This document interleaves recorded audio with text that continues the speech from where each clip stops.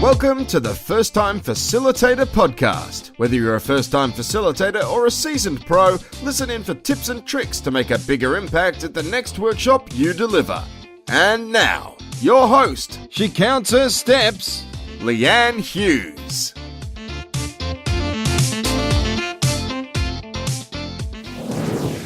Hello everyone and welcome to the show. I'm your host, Leanne Hughes, and I'm here to help you develop and deliver workshops that kill. I don't know if this is happening for you, but what I'm observing from people working in organisations and my time recently working in an organisation is that time feels like it's speeding up for them. They're getting more work to do, they're getting more overloaded, and it feels like it's only getting harder for them to keep up, leaving them feeling stressed, burnt out, and wondering how things will ever get better. Well, unfortunately, this is the new nature of work and the VUCA environment. VUCA standing for volatile, uncertain, complex, and ambiguous. I first learnt about the term VUCA from today's guest, Pete Holliday, when the company I worked for engaged him to deliver leadership programs a few years ago. I invited Pete on the show because he is out there finding some great frameworks and solutions to battle the VUCA environment or work within it, using new ways to facilitate and help organisations grow. More about Pete and this episode in a moment, but first, something a little different. I first promoted this on last week's episode. I'm looking for your ideas. I'm putting together a workbook on some cool games you can play using dice. It could be 1 dice, 2 dice, 10 dice, it doesn't matter, but have you used dice before in a workshop or in a meeting? Or have you played a game out camping using dice that you think could work in a meeting environment? I'd love to hear your thoughts. You can hop onto firsttimefacilitator.com/dice to share your game. And as I mentioned, I'll be putting together this workbook and you'll be acknowledged for your activity in that. Even if your game isn't featured, I'll be promoting this till mid-June 2019. So get contributing. I'd love to hear what games you have. Okay, now back to today's episode. So Pete Holliday is an organisational futurist and business agility expert. He is obsessed with assisting leaders, teams, and organisations everywhere to upgrade their organisational operating system and adopt new principles of working. He's based in Adelaide in Australia. He's thoughtful and he backs up what he says through the amount of reading and research he does on these topics. He helps organisations suffering disruption become fit for the future, and he uses leadership, team, and culture approaches currently in use by some of the world's most progressive and high-performing organisations in his work. Why does it all matter? Well, I love the following words on Pete's website. He said, "I see the same phenomenon everywhere I look. Our most trusted and important institutions in business, healthcare, government, philanthropy are struggling. They're confronted with the fact that the scale and bureaucracy that once created growth and stability have now become liabilities in an era of constant change." Doesn't that sum this challenge up? Are you noticing the same things whether you work in an organisation or as a consultant as part of your facilitation work? Well, listen in to hear Pete's approach to the future of work and his facilitation tips as well. As always, you can join the conversation when the show is over by joining our community of first-time facilitators on the free Facebook group called The Flip Chart. Love to see you there. You can also sign up to the First Time Facilitator newsletter, and I'll link to all of this in the show notes for this episode, as well as some really great reading resources to cover a lot of the stuff that Pete and I spoke about on this one. So you can find those at firsttimefacilitator.com/episode 65. Now, onto the show. I would like to welcome to the First Time Facilitator podcast, Pete Holliday. Pete, you're down in Adelaide. How's it going today? Yeah, it's really good. It's great to be here, Leanne. I know we've tried to organise this for a while now, and it's finally good to see it in action and actually happening. Oh, it's so good. You're a busy man, Pete. Pete, I've known you for a few years. You did a bit of work with the old company that I worked for, and you're a brilliant facilitator. I was wondering if you could share your career history with our listeners, though, people that wouldn't know your work or who you are. Sure. So I believe that you're going to do a bit of an intro before this about where I've come from and what I do currently now, but just sort of talk back to my history. It's really interesting when you sent me the question. There's a little bit of a heads up. So I've done quite a few things before I ended up where I am now, and it's actually made me go back and have a bit of a think about what are the interesting things or the commonalities between the things I've done that have been interesting to me and led me to where I am now. And I don't know whether you know, I think we may have had the conversation previously, but I did quite a lot of time in my youth trying to be a professional surfer in reflection to that. Although I didn't quite make the Mick Fanning grade, I competed on the sort of junior national levels. And surfing's a really interesting thing. And I wrote an article on LinkedIn a little while ago about how actually surfing is a really good metaphor for the way the business environment is now, with things changing all the time, and you've got to be really adaptive. Like a wave is one of the most adaptive things that you'll find. It's always morphing and changing.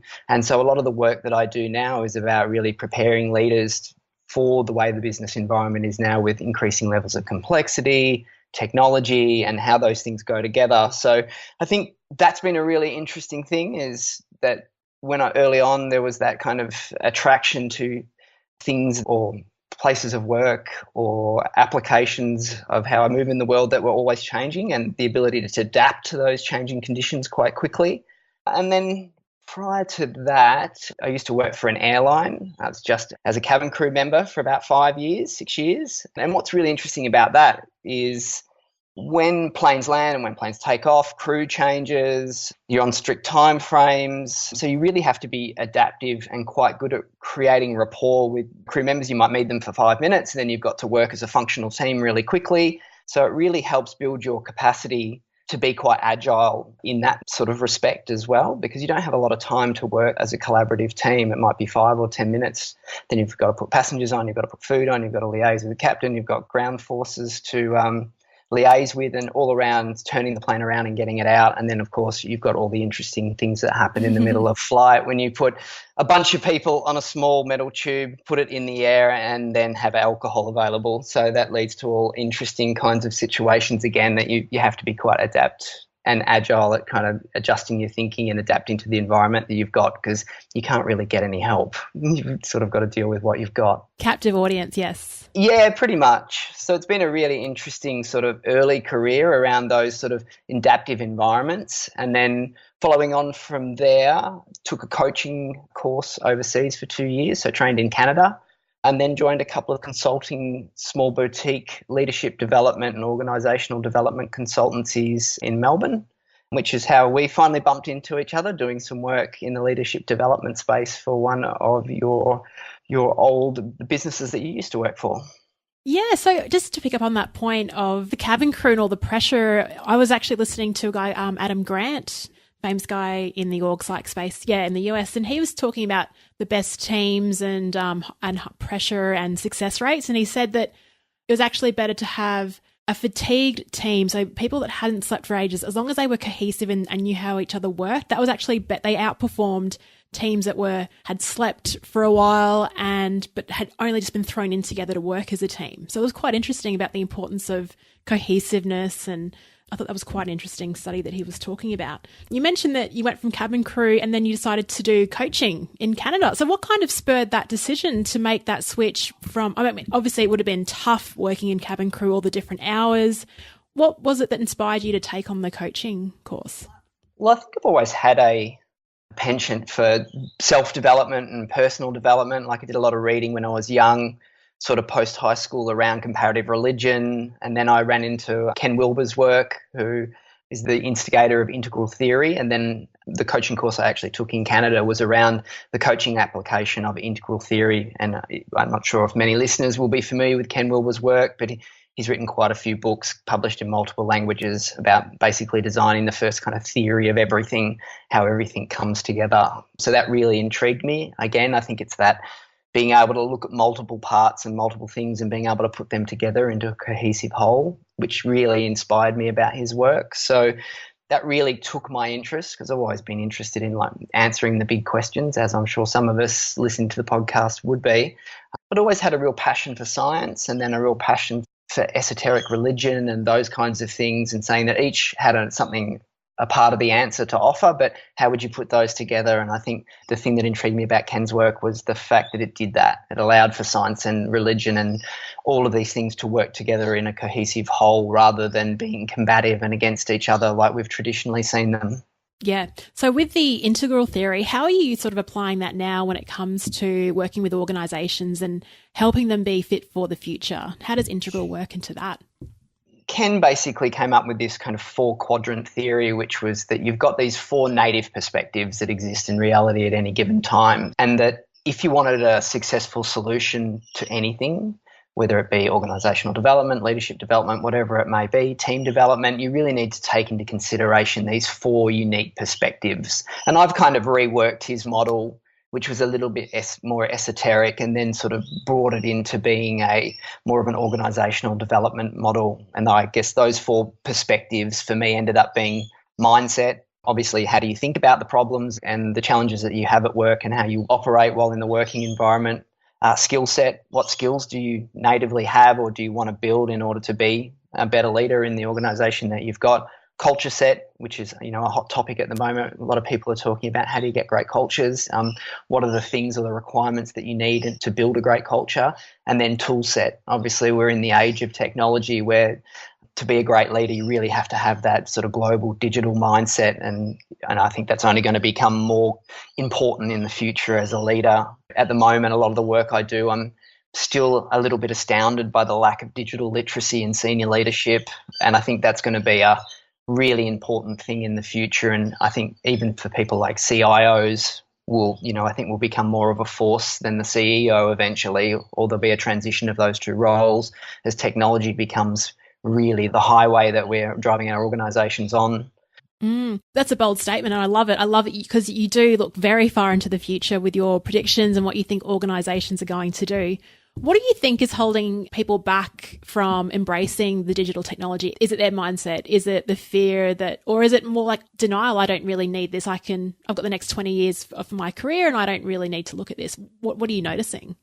I think it's all of those. When you're in a workforce or you move into working with a workforce from a consultancy perspective, it takes a long time to change an individual. It takes a really long time to change an organisation, usually because of the varied different mindsets of particular departments and how they think about things.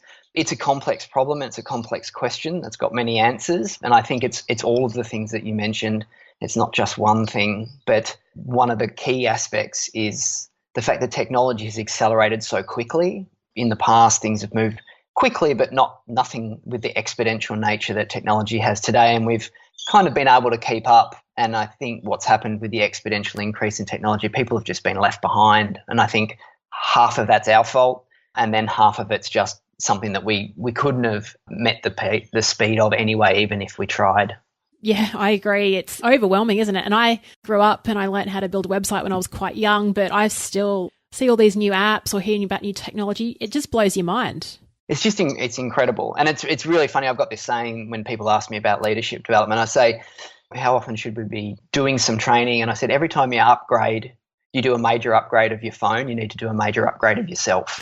So try and build that kind of that rhythm and that cadence of actually, the value of a piece of knowledge these days. Gone are the days where you used to be able to get your degree, go to work, and that degree would see you out through your entire career history. That now that you've got constant upgrades in technology, then you need to be constantly upgrading yourself. Brilliant analogy. And even you're absolutely right. Even when you get a new phone, it might have all these amazing whiz-bang features, but you're probably using it like you'd use your old iPhone 6. Do you know what I mean? There's just so much in terms of the camera technology, all the apps that can now run on it. So yeah, I really like that metaphor.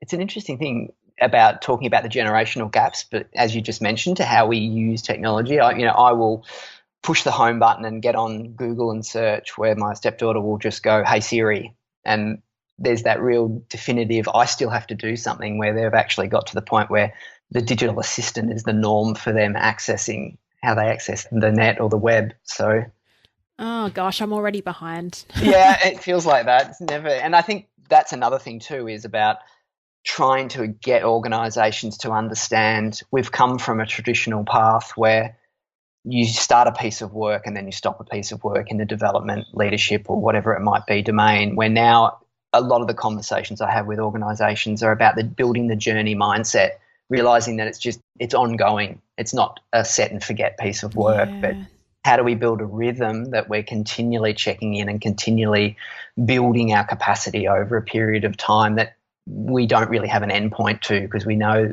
that the market's not going to stop. It's going to continue to get more volatile. And relentless. That's an interesting conversation that you have with organisations. What kind of response do you get when you say they're thinking of budgets, they're thinking, well, this is our KPI to run X number of leadership programs, as an example, this is our budget, but you're coming in saying, well, sorry, we're going to actually have to think about how we continually embed this, have the conversation, scale this, so leaders are coaching their people. How do they respond when you mention that it needs a completely different mindset and approach?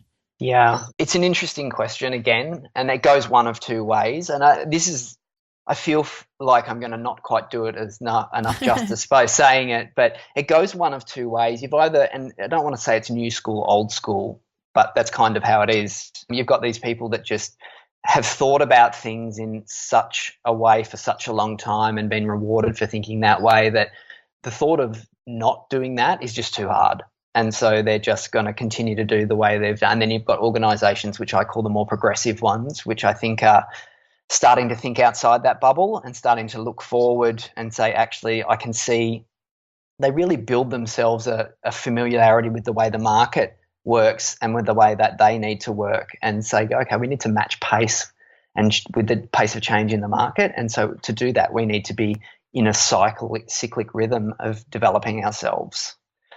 Yeah, it sounds quite brash, new school, old school, but I think that's a really great way to categorize. And I think you can kind of tell even when having conversations with companies or stepping in or seeing what they're posting on LinkedIn, what kind of school of thought they're in, whether it's the new or the old school.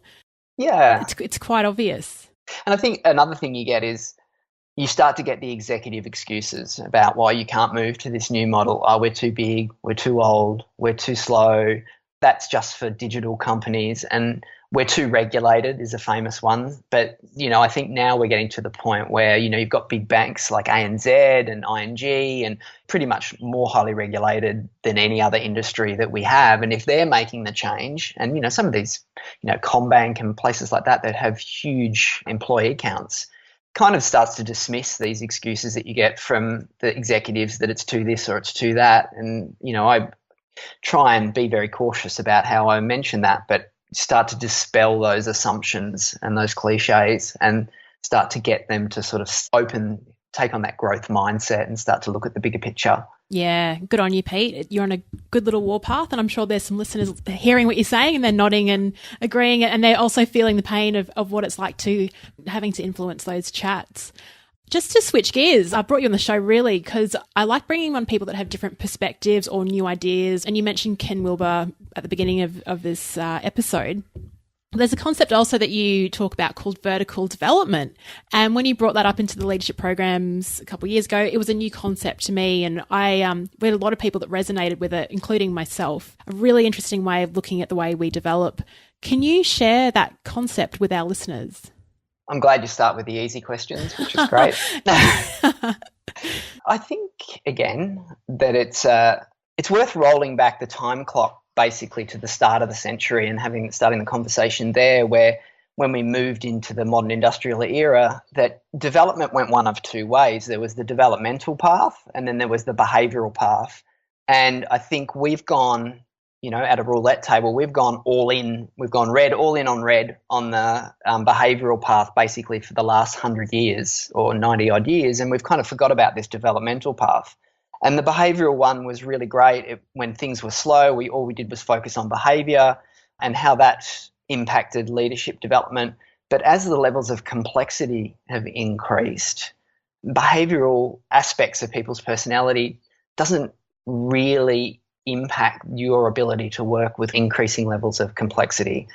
And depending on which train of thought you have about vertical development, so we call that the behavioural sort of horizontal development. We've had a lot of focus on building skill sets, behavioural corrections, do more or do less of this, of things you can already do, where vertical development really is about do something that you can't do or you've never done before. How do we build that level of capability in you that allows you to adapt to new levels of complexity? And that's really the subtle difference. It's about building a bigger mindset so that you actually think about things in a different way. Now, there's multiple streams of approaches to vertical development. One of them calls them action logics. So the level of logic you have in your mind therefore dictates what action you will take. It's quite different approach to the behavioural approach that we've had for probably the last 100 years. And again, a lot of our assessment platforms that we've had over the years, like 360s and personality preferencing and all of those personality predicting assessments have been really great, but we continue to use them, and our leadership capacity globally is continuing to decline. So using these vertical development assessments, which really help you build new capacities that you've never had before, and that's what we're starting to see now. People that are starting to use those are starting to finally get the cut through. You mentioned when we did the program, there were 7 levels of vertical development, but how does one progress up that ladder to the 7th level? What are some sort of practical ways, or is it more about exposure to different experiences? I'd love to hear your thoughts on that. Again, this is, you're answering very well in 5 minutes. We could spend days just talking about this. So Pete, you're doing a good job. Yep. So this is the McDonald's drive-through the vertical development. So yeah, so I think slowly is generally the theme. It takes a lot of capacity to build a single level. Now we've had time frames of 5 years to get through one particular level. What builds people through levels? It seems to be quite individual, but some things that seem to be consistent are stretch activities, leading people, work way outside their comfort zone where they've actually got to build a new set of skills to fall into that. Now, what's interesting, I think, about that is that when you up a level, the level of your cohesion goes down because the new level is so much more complex. Your ability to hold all of those complexities actually deteriorates. So when you jump to a new level, you actually get a decrease in performance for a short amount of time until you can reconstitute the world through these new lenses. And then capacity then takes, it's kind of the 1 step forward, 1 step back, 2 step forward approach. Yeah, I think I've been in situations, and I wouldn't be surprised if our listeners that have as well, if you feel very uncomfortable in those situations. Even like, I guess, learning a new skill, it's always about you feel uncomfortable and things aren't right, but then after just, I guess, resilience and pushing through, you do seem to develop those kind of muscles that enable you to get through it and do really well.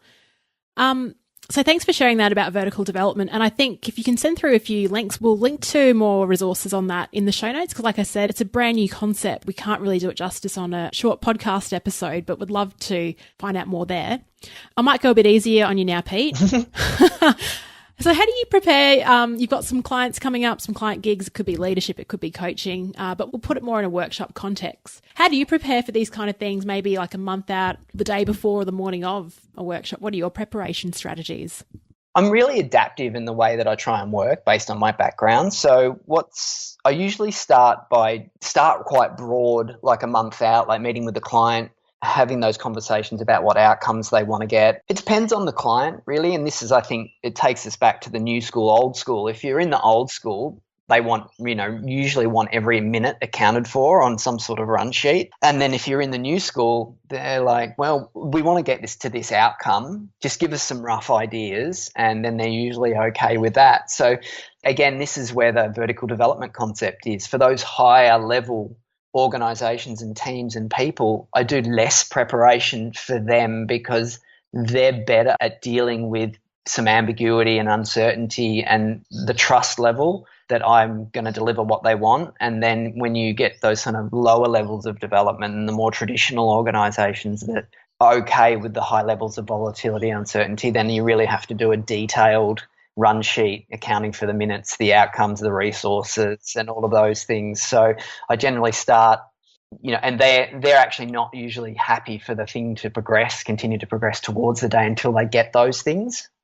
So for that client, it would be working up a detailed run sheet, having a couple of conversations, and then those individuals will always be checking in to making sure if anything's changed and they're just to build that level of certainty up until the day. And then the other teams, it will just be, this is my idea, this is the outcome I'm thinking that we'll get out of it. I'm happy on the day to change it on the fly if it's not working for us. And then we just generally have an agreement that that's okay. But I usually find myself doing quick edits or adjustments probably a couple of days out. So I do about 90% of it prior, and then I just finesse and put, I don't know why I do it. It's just the way I work. I like to do the final 15 or 10% in the last sort of 3 days to 48 hours. Yeah, I'm the same as you. And even sometimes the morning of, I could be just, I don't know, you might have heard a new podcast or seen something on YouTube or had a great conversation and think, this is so relevant. This has to go in. And it is funny about that run sheet down to the minute, because I guess the best part, or what you can bring as a facilitator, is, you pay facilitators to be able to be adaptive and agile. So if the conversation is going a certain way, you can't really hold that run sheet so tight. But you're right, they do want that certainty. So it's good that you can provide both. Let's talk about your LinkedIn article. I know you do a few posts, you're quite active on LinkedIn, about being fit for the future. And you've got a model about this. Do you want to share that with our listeners as well, or what you're sort of proposing? Yeah, so what I've really done is, I spoke about that Ken Wilber model earlier and how I've kind of reshaped that into the mindset, skill set, culture set and tool set. So really that model is about, I'm getting a lot of calls at the moment to help organize that. There's a big thing around agile at the moment. I think it's agile everything at the moment. So if you're not in agile, even if you're not agile, then you're not going in the right direction. And well, you caught the right wave on this one. Yeah, certainly. And it's the business agility, and everybody wants it. But then when you actually have a conversation about what that requires, as I mentioned, you've got those old school businesses that want to make that move. It's some of the concepts that are involved in moving to an agile or a business agility like organization that would be fit for the future are quite confronting, because again, it's about confronting all the norms that you've been operating on for the last 40 years and being rewarded for. So what I did is I went out and had a look at all the most, what do the most progressive organizations in the world do? What makes them so unique? And what do they do in those 4 boxes that I spoke about, that mindset, tool set, skill set, culture set? And then basically did a lot of reading, a lot of interviews, and then sort of broke it all down into about 5 or 6 things in each box. Because what I find, again, referencing the run sheet earlier, is people want to make this jump, but what they can't handle the level of ambiguity and complexity of figuring the journey out for themselves. So what I wanted to do was provide them with a frame, something solid that they could actually start to pick off a few things from each box, work on that, and then integrate them along the way to help make it a bit more certain for them, which is interesting because it's a structured approach to agility, which is kind of counterintuitive. But it definitely seems to be something that people can get their head around. I blow the framework up in, get a custom made piece printed, and then we can just put post-it notes on what they want to do and then build it out in timeframes over a period of time, so they can actually get a really concrete idea of how to move from where they currently are into an organizational way of being that's kind of more fit for the future, without using it as a cliche. Yeah, and it is interesting, that whole about being agility, the whole counterintuitive thing about certainty versus agility. It's so funny though, because it's just a basic human condition, our need for certainty. David Rock's SCARF model, he really talks about it there, and that's the challenge. We want certainty, but we've got to be open to working in this ambiguous environment. So how do you combat both? So I think the services that you offer are going to be so needed, probably from 2 years ago till but at least organizations are looking at this sort of stuff and realizing that with all the complexity, they need to sort of start embedding that in their processes as well.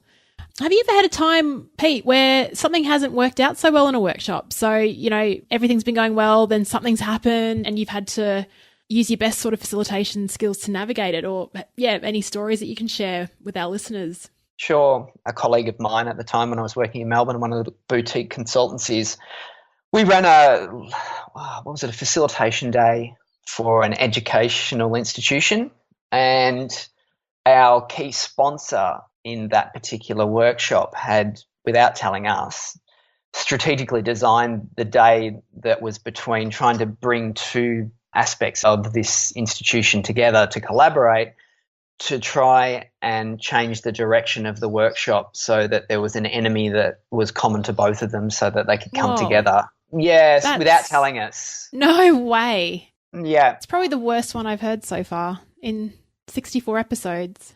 And the result would be exactly how you thought it would have gone. So we had people walk out, we had people get in cars and drive off. So really it was damage control at that particular point, and really about giving everyone their space, having a stern word to our sponsor about, this was not, you could have told us, and would have allowed us to handle this particular situation better, because there was 45 people, I think, in the room.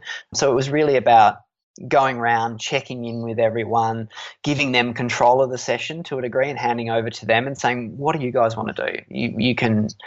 We can call it quits. We're okay with that if you feel like there's no coming back from that. And then I think one of the core things we had to combat was the fact that trying to convince the participants that we weren't in as facilitators in on the grand plan at the same time. So that was a really large hurdle to get over. And then I think we managed to convince 2 or 3 people who were key stakeholders in the group, and then that managed to get out a few people that hadn't driven away in their cars. And then we managed to pull it back in, and I think we ended up with about 35 people and managed to get them in the room and focused and get some output out of the day. But it was definitely a challenging one. Yeah, that is extremely challenging. You and your co-facilitator, did you sort of reflect on that the day after and just go, what could we have done? Or, I mean, it sounds like you did a really great job considering everything against you both. What a tough gig.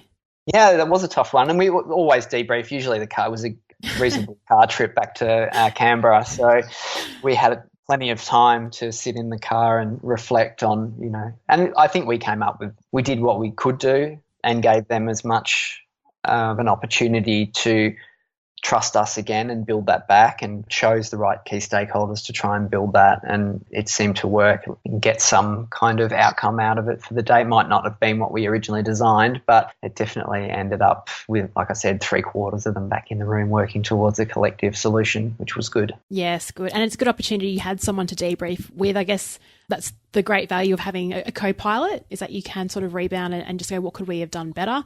Often when it's yourself, you're just sort of churning it around in your own head sometimes. Now, you did mention at the start of the show that you're very well read. I was wondering, do you have, in terms of resources, anything that you'd like to recommend to first-time facilitators, or a resource that's really sort of impacted upon the way that you facilitate? Oh, as a resource, it changes so much and so quickly. I'm always sort of jumping from book to book to book. Oh, this is great. Now this is the best thing, and this is the best thing. So it's really difficult. A resource that a person I really admire, and he just falls into the kind of work that I do, is Aaron Dignan. He runs an organisational consultancy called The Ready in the United States.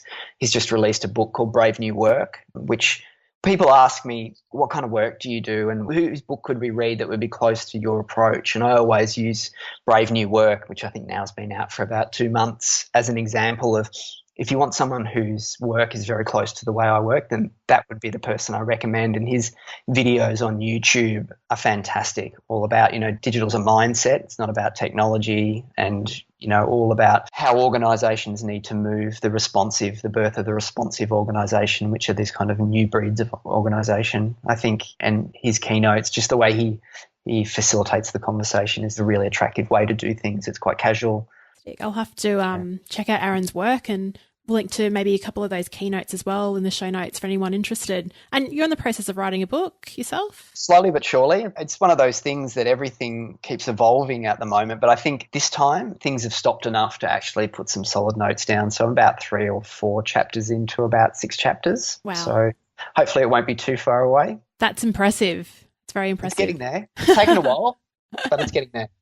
Well, let us know when it's out. And if you had some advice when Pete started facilitating workshops and you could offer him advice, what advice would you give yourself as a first-time facilitator? Oh, it's interesting that you go back to it now and you think, people say things like, be yourself. And great, I agree with you. If you can be yourself, then do that. But as a first-time facilitator, I think I always think that preparation is the best thing if you're just starting out, and to prepare quite rigorously, because then that allows you to be more of yourself, because you don't have to worry about things as much. Good point. Back to that certainty, right? So you're certain that you know your content, you're certain you've got the resources to back it up, which frees your brain energy up to just go in, be your authentic self. It's good advice. Pete, if our listeners would love to get in touch with you, find out more about the future of work from your perspective, where can they find you? They could either email me at an interesting one. It's nice and easy, pete@peteholiday.com, or my website, www.peteholiday.com, or you can connect with me on LinkedIn under just Pete Holliday. Perfect. And Holiday with 2 L's. With 2 L's. Yeah, that's it. Pete, it's been wonderful reconnecting with you and getting you on the show. I've been a fan of yours ever since I saw your work, and, you know, you've really broadened my perspective on what it means to develop. And interestingly, I love the 4 quadrants and the integral approach. I have seen it through your workshops used on many different problems, and it's so robust. It seems to work every time. So it's been a pleasure having you on the show. Thank you. No worries. Thanks a lot, Leanne. I look forward to hearing more about how your journey goes as well.